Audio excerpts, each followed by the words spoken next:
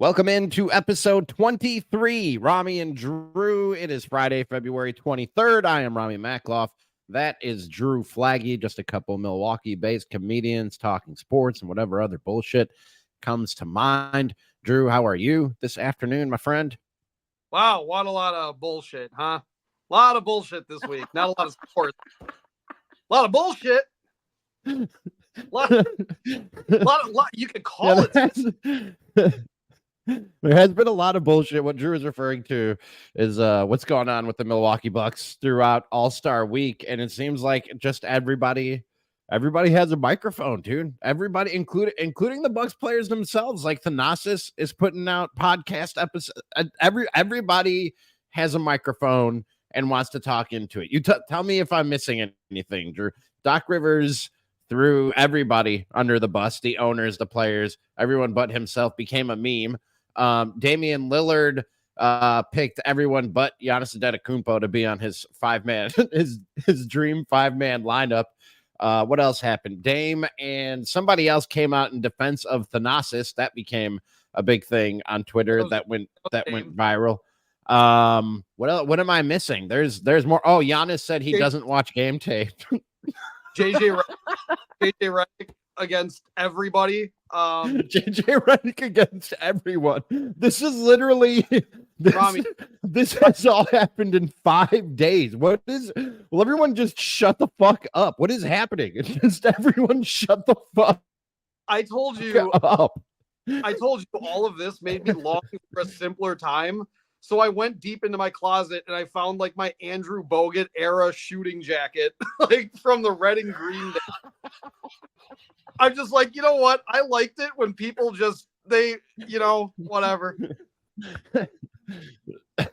Yeah, you know what I like about championships, but also, Ramie, what I like about winning championships, but also everyone shut up. Like, you know what I mean? That's all that matters. Yeah. Remember Bud Face? We didn't know what Bud Voice sounded like. That was the thing. My God. All of you. Everyone just shut up. Dude, it's been very entertaining, but like you always tell me about the dark corners of the internet. This is what feeds the dark corners of the internet. This is like the Entertainment Tonight, TMZ, TLC, like all that shit. It's literally who's dating who. Oh my God, did you hear what so-and-so said about, oh my God, are they getting a divorce? Oh my God, like it's seriously the most gossip. It's just woman shit. Like, man, like I would go to girl brunch with my girlfriend and her friends if I wanted to hear this shit, dude. Oh my God, who do you like Damian Lillard? Oh, I said this to Ty Windish the other day. That little kid that asked Dame about his dream starting 5. That kid's annoying, and I don't care if he's a kid. He's annoying, and I don't know why he has a credential and a microphone at All-Star Weekend. Why isn't Ramie and Drew there? Who is that fucking kid? Well, because I don't know what yeet means. That's why. I don't know what yeet and you're like. I don't know. I say those things when I'm playing video games. I don't have a cool snapback. Dude, like I don't have the fucking Riz. I have a mortgage. Like I don't know what the shit is. I can't go to All-Star Weekend because my back hurts because I have a day job. My fucking L7 is messed up. My lumbar's a problem. People are talking everywhere. Can somebody come and cause some drama here on this show? Get us a few clicks. I'll go viral over some bullshit if anybody wants to stop by. We'll start a podcast war. I'm okay with that. Like it's not like in comedy I haven't pissed off almost every single person we know at some point in the last 10 years. Oh, and there have been multiple. I've had no opinions there have been multiple comedians where I'm like, we should get so-and-so on the show. And Drew's like, they're not so happy with me right now. But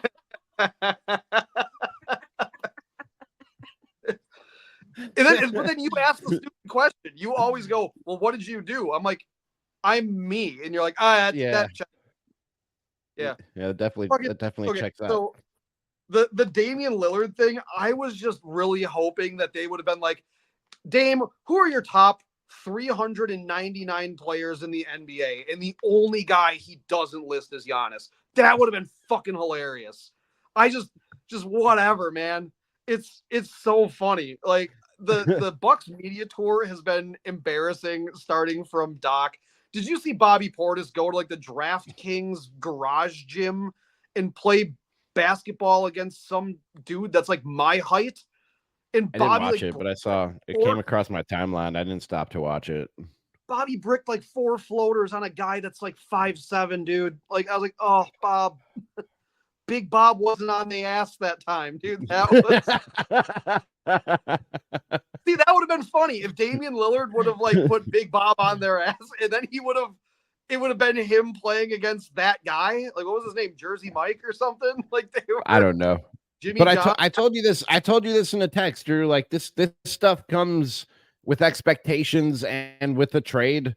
Like getting Damian Lillard, the spotlight is on you. People are paying attention. They want to talk to you. They want to talk about you. And the more that happens, like some of it is going to be good. And I don't just mean good in terms of positive. I mean good in terms of like useful and productive. You know what I mean? And something that adds to the conversation that is actually substantive. But also it's going to come with a lot of the bad and a lot of the bullshit and a lot of like the high school gossip type stuff that you were describing earlier that you go to a brunch for. You know what I mean? Like Fuck, I need mimosa. This comes with the territory, man. And this comes with the territory of having high profile players and championship expectations. Yeah, I mean, for me, it's funny. Like watching the fans be really mad is also kind of really funny. Where it's like, because it's like every little thing they say, it's like I watched people on the Milwaukee Bucks Nation go from hating Giannis to loving him again to hating him to being confused about him. Like, it's like, can you just, that the guy won us a championship on like one leg? Like, did we forget that that's how great that guy is? Like that there's a building downtown with just his back on it. Like they didn't even paint his face. They're just like, yeah, you know who this guy is. Like, dude, come on, like, stop. Like, just don't be mad at Giannis. Like, he's funny. And that whole thing about him not watching game tape was so funny when he said that he doesn't watch basketball in his off time. And then, like, do people really believe that? Did people really not hear like the sarcasm in his voice when he said that? The man watches game tape. And multiple people, include I think it was Dame Lillard, have come out and been like, don't buy. Oh no, it was Pat Bev. He was like, don't buy the troll. Like he watches. He's constantly grinding and working, including watching game tape. Yeah, you don't think Giannis sits there in a post game and he goes like he doesn't sit down in a post game or whatever like that. And, he goes, I need to be better. The laundry guy needs to be better. And then he goes home and what do you think he's fucking doing? Playing Call of Duty? Well, he just locks his kids in their rooms and he goes and plays Xbox Live and talks shit and then shows up with a bag full of McDonald's or something like that the next day and goes, a lot of it. Oh, make no feel good. Like, is that what you fucking think he's doing? My God. Terrible Giannis. Terrible Giannis impression. I'm just going to say it's terrible Giannis impression. I don't care. It's because I'm not Greek. I don't give a shit.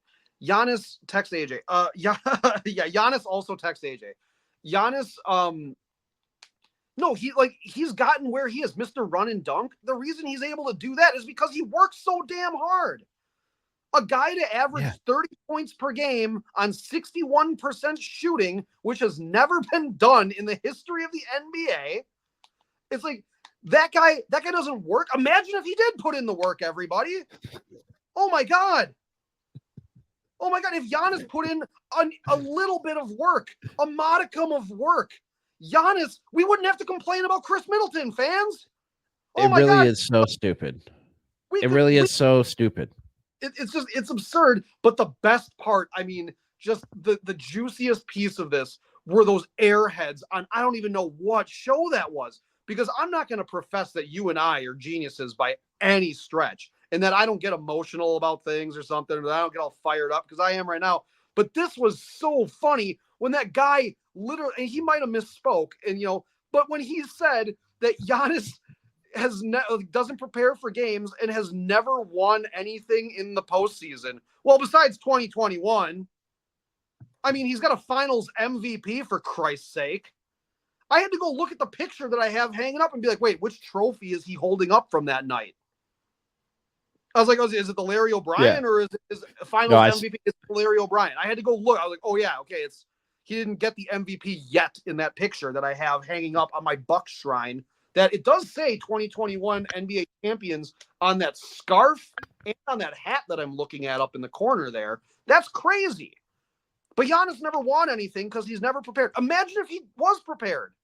Holy shit. If he was prepared, we wouldn't have to give a fuck about Zion Williamson being the primary ball handler, JJ Redick. Oh my God. If he put in a little bit of work, we wouldn't have to care where Donovan Mitchell's going to be. And Jason Tatum wouldn't even be in the MVP discussions. My God. It's like, how stupid can you honestly be? It's like to say that. It's like, and I'm sure that guy misspoke. You feel better? I'm still going. But then there was that lady sitting next to him, and she even said something on something where she goes, they're gonna fall short this year. Well, then good. Don't even play the playoffs. Hand it to Jaylen Brown. He's a dunk champion or something. I don't know who the other guy was. That you're talking about. I'm trying to find it right now, and that's why my computer is freezing. I fucking hardwired, Drew. I finally hardwired my computer, and it's still freezing just from using Twitter. You got some shit off your chest. I'm going to get that off my chest. What the fuck? I can't use Twitter and record a podcast at the same time without freezing up my whole goddamn computer. But I know one of the guys on the podcast that you're talking about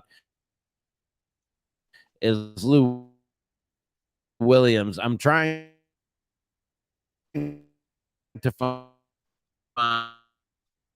Yeah, you stop. Just stop. Look it up. Just stop trying to look it up. Who the other guy is? I'll just say it. The white guy. Was it Chandler Parsons? Other guy was the one who made the even dumber comment that you're talking about.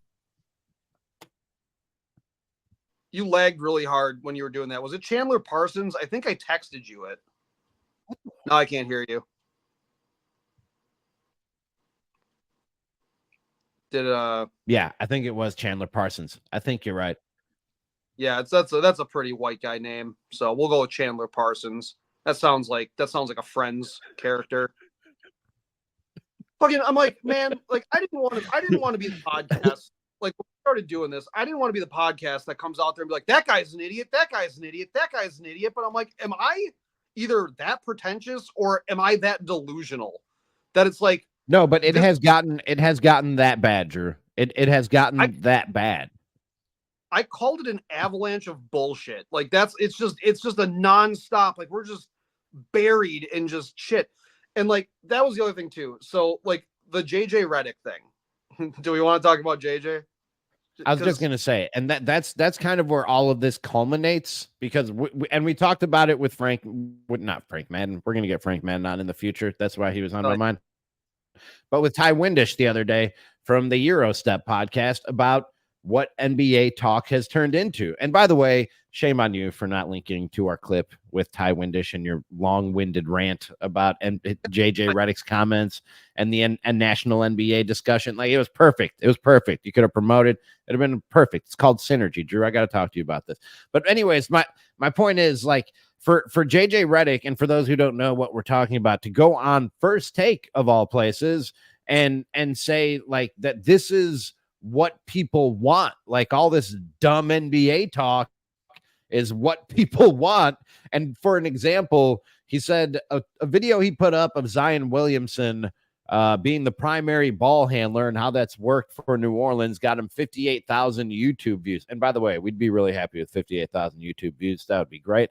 While his comments about Doc Rivers that we talked about earlier got, I don't know how many million. And he was like, this is basically saying that we're just giving people what they want when we give them like just like gossip instead of basketball talk, like actual basketball talk. And like, man, I know you and I are both fans of JJ Redick, but for him to frame it that way, and I know, Drew, this was kind of the point of your, was it six tweet long rant yesterday at Drew F is on fire I'm at Ramie is tweeting was, man, you guys at ESPN have conditioned us. And JJ, for the most part, like an exception to the rule. And I've said this before, like the NBA, ESPN, in all their sports, really, but especially in football and baseball, and less so in basketball, I think their analysts are really good. I think their opinionists and some of their reporters are where they're lacking. And when it comes to the NBA, it's too much opinionist and not enough analyst. I think JJ Redick breaks the game down great. I know you agree, Drew, but when he says like this is what people want, the network you work for has conditioned people to want that. And I gotta say, I like the chatter. You know what I mean? I like a little bit of trade talk. I like a little bit of free agency. I like a little bit of drama, but balance, man. You know what I mean? And for the most part, the national NBA media is not giving us that balance. It's too much of the sugar and not enough, fruits and vegetables and lean proteins when it comes to NBA coverage and NBA discussion on a national level. Yeah, and it's absolutely conditioned people because like Ty Windish made a fantastic, an absolutely fantastic point where he brought up how ESPN and their football guys were talking about how the Chiefs changed their defense to go on the Super Bowl run and everything like that because their season was kind of in flux. They changed up how they played defense. Bart brought it up how many times that, defense, like they were a better defensive team than an offensive team, like in years past. So they were winning in different ways. But like every football fan could tell you that because that's exactly what the water cooler talk the next day is, because you have a week long of guys just breaking down the plays, the X's and O's and stuff like that. How much do you hear during the NFL season with there being 7 days between games? There are 5 days between the All-Star game and when games resume in the NBA. There are 7 days or 6 days between NFL games.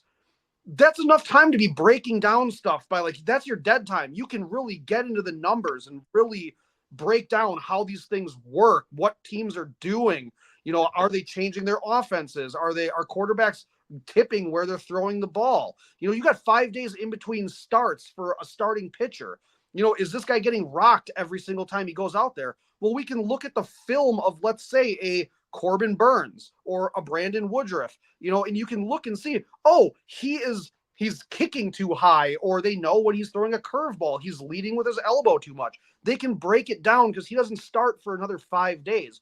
But basketball, there are days off in between games, but it's where's Donovan Mitchell going to go? Giannis is going to request a trade, all this shit. And then, if you're not one of the anointed 5 players, you're not one of the anointed 5 fucking players in the NBA that they've, for whatever, now it's like SGA is one of them. It's Tatum, it was Embiid. Giannis ain't in that. They ain't going to talk about Giannis. They ain't going to talk about how Giannis is scoring 30 points per game on 61% shooting. Wilt Chamberlain never did it, but they won't talk about this kind of stuff, that he's doing something historic because he's doing it so efficiently, it's boring.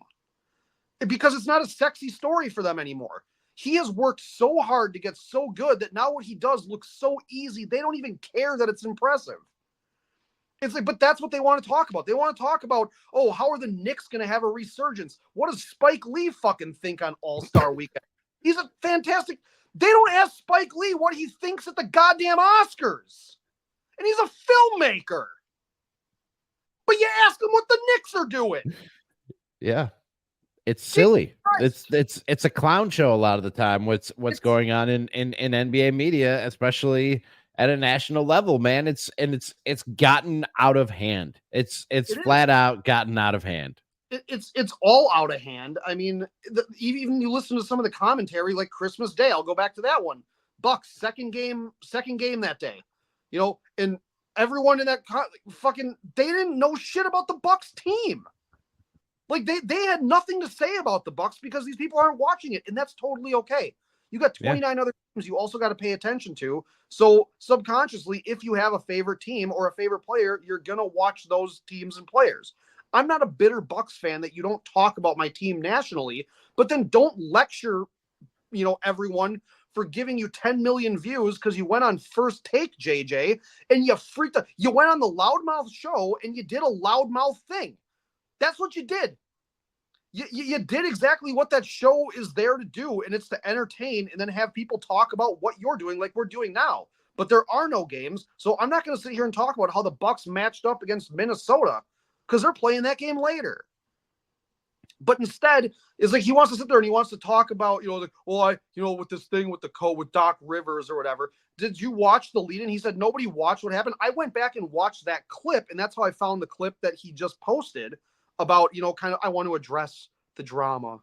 Yeah, you're a fucking Twitch streamer now. I got to address a couple things. Fucking dude, own what you said. I know you said you stand behind it. Oh, we don't address the substance of what I said. Well, the substance of what you said was that Doc doesn't take responsibility for all of his losses. Well, take responsibility for Ben Simmons missing all those fucking shots. Your boy Embiid, who you don't let it. I was almost gonna say it. You let it dry off before you start sucking it again, JJ, because he disappears in the playoffs. The beard constantly disappears in the playoffs, and Ben Simmons had a mental breakdown so bad it screwed his back up. My God, you missed a free throw so bad that your back hurt for 4 seasons after that? Kiss my ass. So you're going to slob all over the 76ers. Fine. They're a historically great team. Tyrese Maxey's a first ballot Hall of Famer. Good for him. Good for all of them. Good for Tobias Harris, former Bucks. He used to wear these colors. It's just, I don't give a shit. It's ridiculous that he wants to sit there and he wants to talk like that when that's exactly what they've conditioned people to do. They have conditioned basketball fans to care about all this drama to get you 10 million views because you sounded off on First Take, and then you cry about it. It's the same thing as conditioning Marvel fans, where it's you know to sit till the end of the movie. Don't start down that road. That's gonna be another 5 minutes, dude. That's gonna be another 5 fucking minutes. No, it's not. It's not. Because I'm using this as an example. You can absolutely condition a fan base to behave and expect a certain thing. If you went to a Marvel movie and you sat all the way to the end credits and the house lights came up and there wasn't an extra scene afterwards, they're going to be like, what the hell was that? Because they expect Tony Stark to be eating a goddamn sandwich or some character that's obscure as shit to pop onto the screen that's played by a brand new actor or something like that. You're like, oh, that's Harry Styles. Cool. Eternals 2 is coming in fucking never. Like, whatever, man. Like, you've conditioned fans. By the way, at the end of you started this. At the end of the Marvels, what the fuck? At the after credit scene, they're not making another X-Men movie with the Beast, are they? Did I just give something away? The Beast is at the end of the blue guy from X-Men. Yeah. It's Kelsey Grammer. Played by Kelsey Grammer. Yeah, what the fuck was that? Did they just tease something that's never going to pay off? Oh, probably not, because I don't think they're going to make another Captain Marvel movie, and I don't think that the kids are too excited about Frasier coming back into the MCU.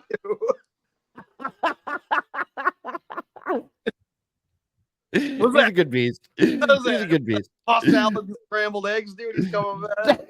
Whatever, man. They're bringing Niles, too. Gives a shit. Just like... Okay. No, all right. I've never seen you turn that shade of red. Are you good? You good? I don't want you to have a stroke. No. You all right? Did you get it all out? Yeah, the red on the shirt is bringing out the red in my cheeks. No, I think you're just that red for those watching on YouTube. It's just man, like I said, his Zion breakdown, it's a good breakdown. Okay, how the Pelicans, but also, you know why 54,000 people watched that video on about Zion, and why nobody was so excited to see a Zion Williamson breakdown? Zion's been hurt for a lot of his career. He has a stigma of coming in overweight. You know, he was the next big phenom when he was drafted. You know, he was supposed to be the guy that was going to be taking the league from Giannis when Giannis was the up and coming guy. And he's been, for the most part, through most of his career, I guess, for what the expectations were, you could kind of call it a disappointment. Like, he didn't turn out to be that. And now we've moved on to finding other guys. Hey, who's going to be the next face of the league? Well, why wasn't Zion in that? He's still young. Yeah, that's true. He's under 30. Do you not believe that Zion can play another 10 years? He's not flabby fat. He's a thick dude who's big. He's really big and strong. He's a fantastic transition player. But the guys at ESPN don't think the Pelicans are worth talking about.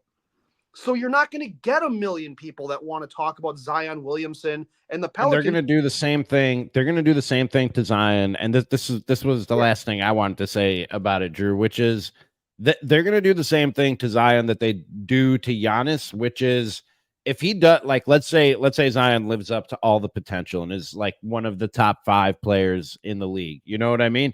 The question will be, where is he going?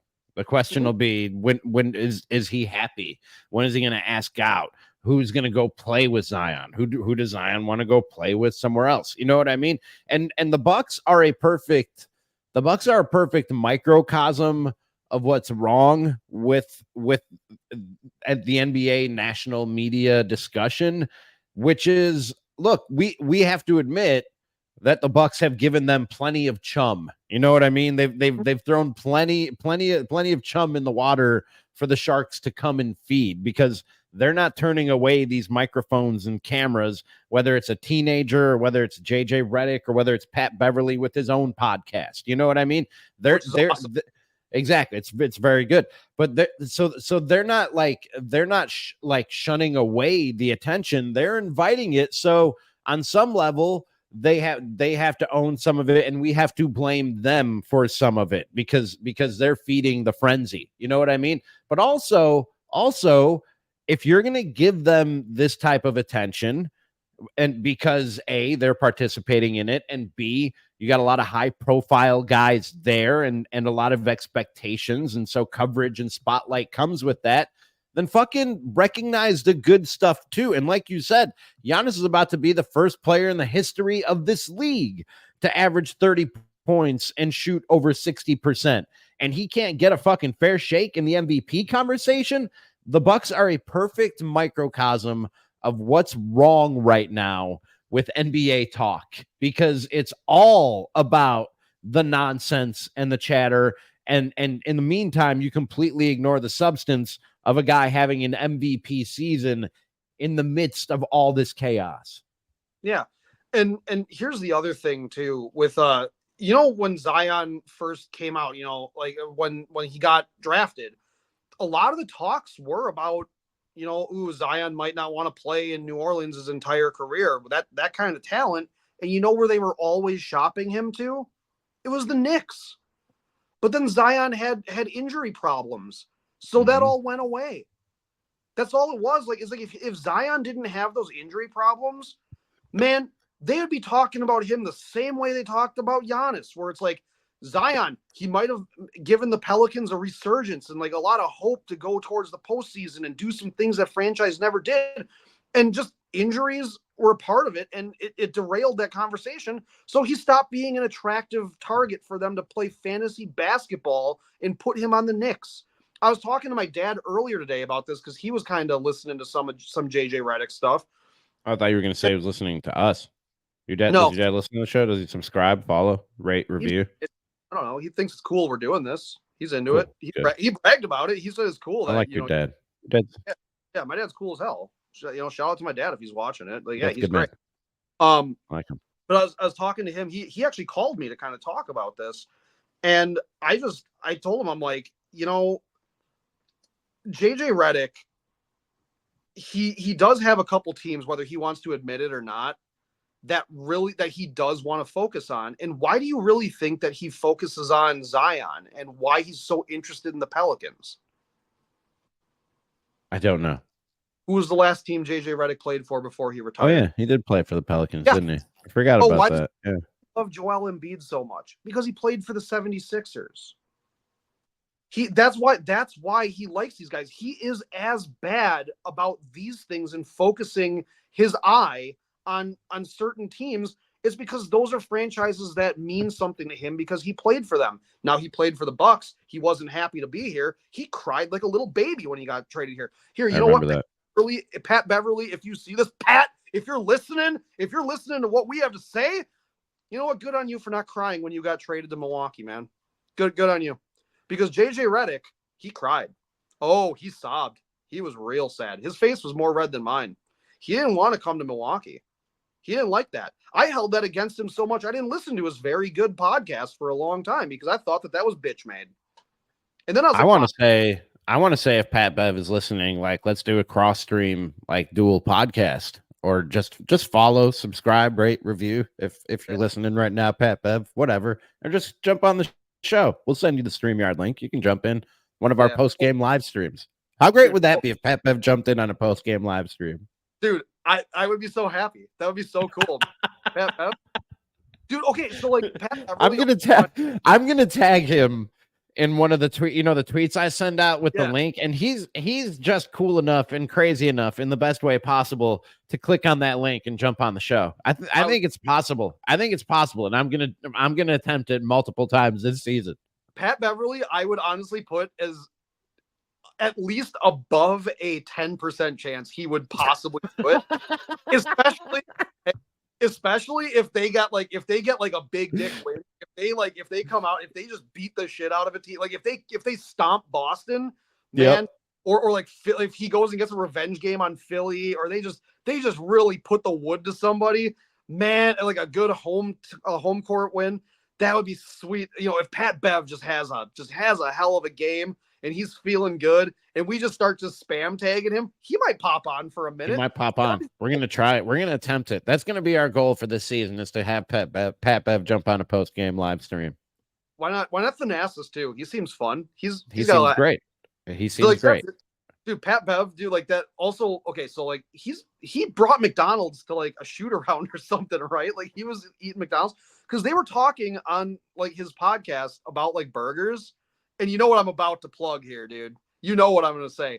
Pat Beverly, swear to God, if you're listening to this, dude, go to the Vanguard on Kinnickinnick.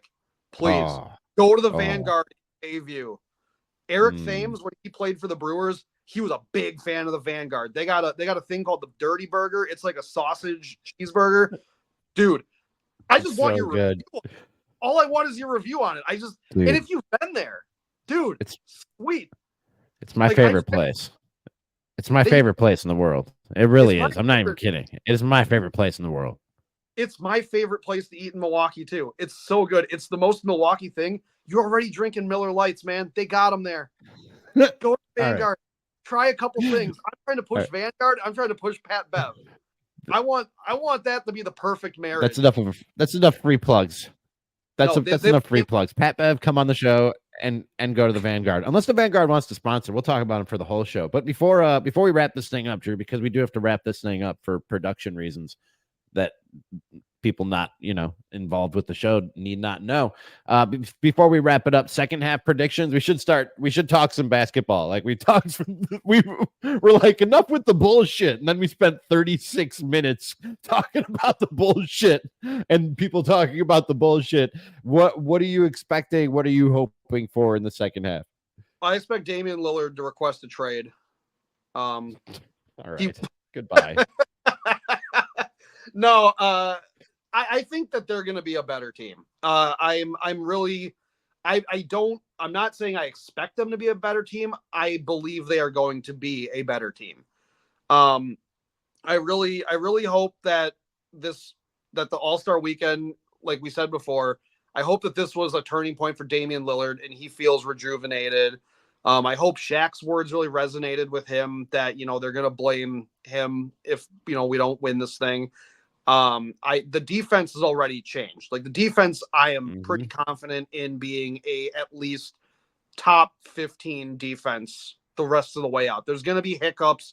They got a tough schedule, but just the sheer talent on that team, especially if Middleton is back, maybe not tomorrow, but within the next week or something, that's going to be super encouraging. I think a lot of those guys have played well. Like Beasley's played well. I think Lopez has played well all season long. Beasley rejuvenated on defense. I think Giannis is going to just be willpower Giannis and be putting up MVP numbers. You won't hear about it, but he will be putting up all the great numbers. And the last piece of this is really Damian Lillard's efficiency. That's really the last piece of this. Yep. Yeah. That's all it's going to be. If he starts shooting around 40 to 45% from the floor on most nights, they're gonna be golden, man. Like that's just the way it's gonna go. Like he's too good to not break out of it. I've said I've been frustrated, but that doesn't mean I don't believe in them. Like, and I there's a reason Damian Lillard's been my favorite player in the league for a long time, and it's not because it's just not because he just doesn't produce. Like he doesn't show up when it matters. Like and Ty alluded to this the other day when he was on the show. How bad this first half was, and I say half. They have what 20 some games left. I don't know why the All-Star game is so late in the season, but that's another discussion for another day. How bad he's been to this point might be a really bad sign for the NBA for the rest of the way, because things tend to average out, especially when you're talking about guys as consistently efficient as Dame Lillard has been throughout his career. Like there might be a reckoning coming for Dame to get back close to his career shooting numbers here in the second half. You know what I mean? Yeah. And I do believe in the law of averages, Drew. And it's going to sound redundant, but sort of to wrap this episode up, I'm going to say what I've been saying, which is, as if you have an 80% healthy Chris Middleton, if you have a healthy Giannis playing at the level he's been playing this season, and I still have faith that Dame, like I said, the law of averages will play out and he will start shooting the basketball well again. Scoring is not going to be a problem. And if this defensive turnaround we've seen to this point is even somewhat for real, if they're top 10 to 15 defense, I think their scoring will be good enough that's good for a deep playoff run and maybe another parade and a rally outside in the Deer District there. Like I've remained mostly calm to this point, and honestly, coming out of the All-Star break, I feel pretty good about things, especially I'm not putting too much stock in it, but seeing Dame sort of wake up and smile and be happy at the All-Star break and do some special things. Maybe he remembered who he was, and like you said, maybe he takes the words from Shaq to heart.